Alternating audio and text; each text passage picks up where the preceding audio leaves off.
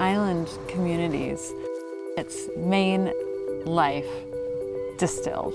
A place that really values neighbors, values family. You don't ever need a ride here. You're walking down the road, you'll be picked up in no time. That's the character of a lot of these islands.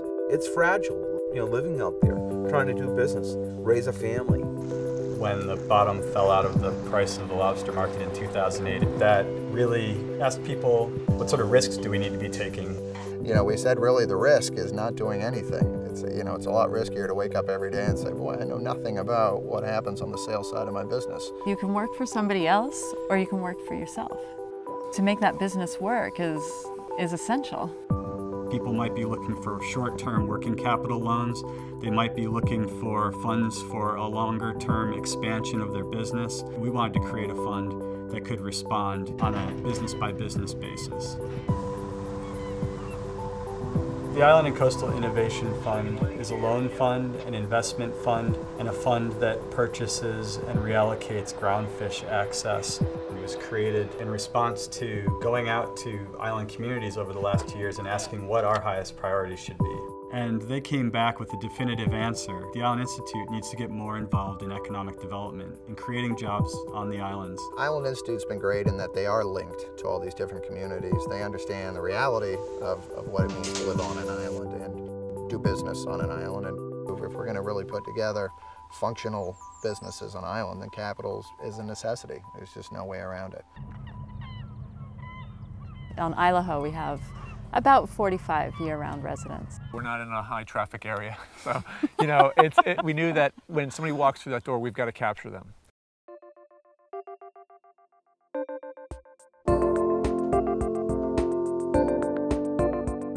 We probably go through 2 tons of raw material a year in chocolate.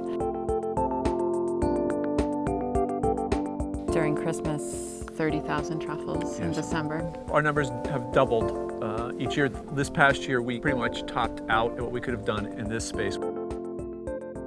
Steve and Kate Schaefer with Black Dinah Chocolate are an incredible testament to the commitment that it takes to making a business work in a small community. And we can learn from them and make sure that our resources are organized to meet the kinds of needs that they overcame.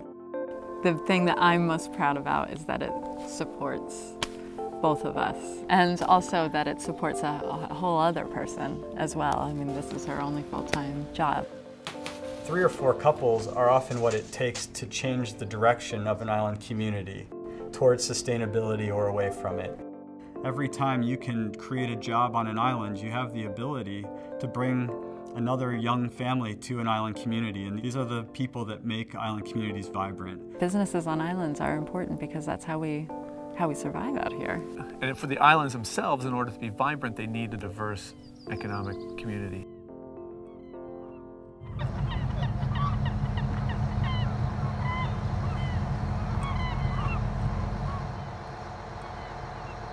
We were interested as fishermen finding a way to play a greater role on the sales end of our business. We'd always put most of our work into producing something, but didn't really have any connection to what happened after the product left our boats. Why the heck have we been doing it on our own for all these years? That's why we are where we are. We've never really reached out, never really been willing to accept, it's not even help, but to accept partners. The fishing community said, we're a little bit suspicious of free money. We'd be far more comfortable in a lending relationship. We control every step of what happens from the moment the lobster hits the surface to the moment the customer puts it in their mouth. They like the fact that they're supporting families that have been doing this, for generations. But we also like the fact that what we're creating stands on its own, and people love Maine lobster. The Island Institute also came in as a direct investor through their new fund. We're going to actually try to make this thing fly and make this a true model for how to revision the lobster business model for this coast. And I think it gives us some legitimacy, to the rest of the world about really what we're trying to do with this.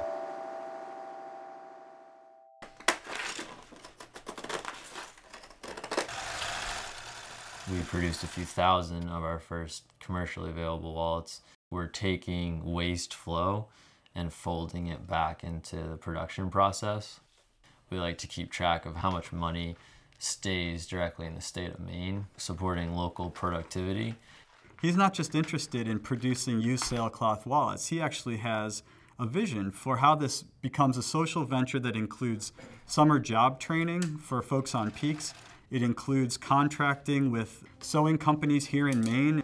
And to me, that just personified the kinds of commitments and values that we would like to find a way to get behind. Working with the Island Institute on a working capital loan would allow us to manufacture some new products that we've been testing over the past year or so.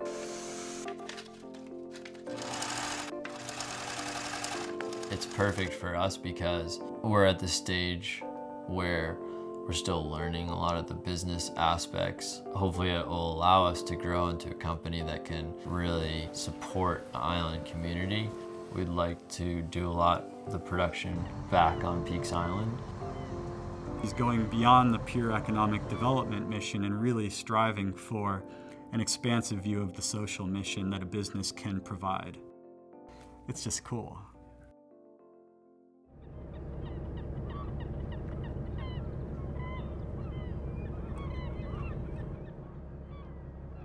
Maine has 143 island and remote coastal working waterfront communities. Fishermen have traditionally gone down to sea to make a living in those communities. Years ago, permits were there for the asking. And anybody that wanted one could get one. You just had to apply for it, and they'd send you a permit, and you'd go fishing.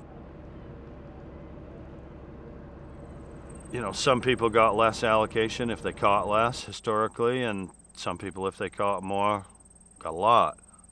And neither one really got enough, I don't think. Fish became personal property of groundfish fishermen, property that they could lease to one another, property that they could sell to one another.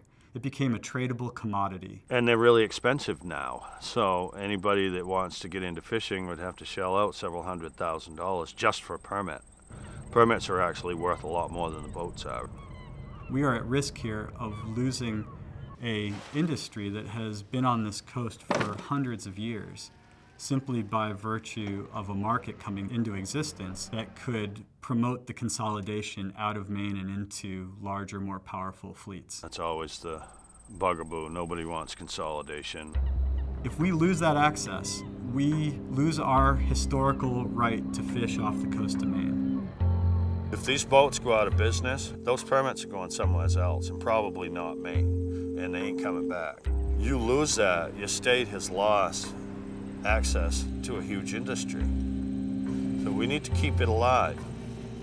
The Island Institute is going to go into the marketplace for fish permits, buy groundfish permits, and lease those permits to fishermen here along the coast of Maine. We'd like to find fishermen who are interested in experimenting with new gear types and leasing at a subsidized rate to those folks.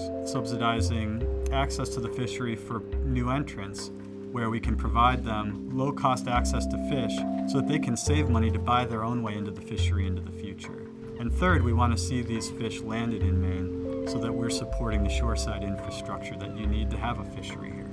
It's a real help. It's a big deal because we've got some guys in our sector now at very low allocation, and it's been tough for them to make a go of it because they've had to lease fish on the open market where the prices tend to be fairly high. But every time you save a buck, it goes directly into your bottom line, and that's going to help keep the fleet in business.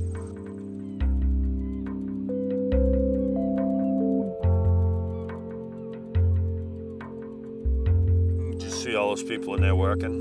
Without the fleet, they don't have jobs. When groundfish are landed in the state of Maine, those groundfish turn into a whole lot of jobs. Everybody from lumpers who move the fish to the processors, you're supporting jobs along this coast. We need fish landed in Maine to keep those jobs alive. It affects the whole economy. It brings tax money into the economy. It feeds people. You can go to your local restaurants here and get fresh local fish. With the projected growth of this fishery, if we're going to capitalize on it, we've got to start building some of these jobs back. And it's right there. We've got the potential. We've got the raw material. We've got people who need to eat. We've got people that need jobs. So we've got all the pieces. Let's put them together. The potential there is tremendous. You know, there's signs that this is working.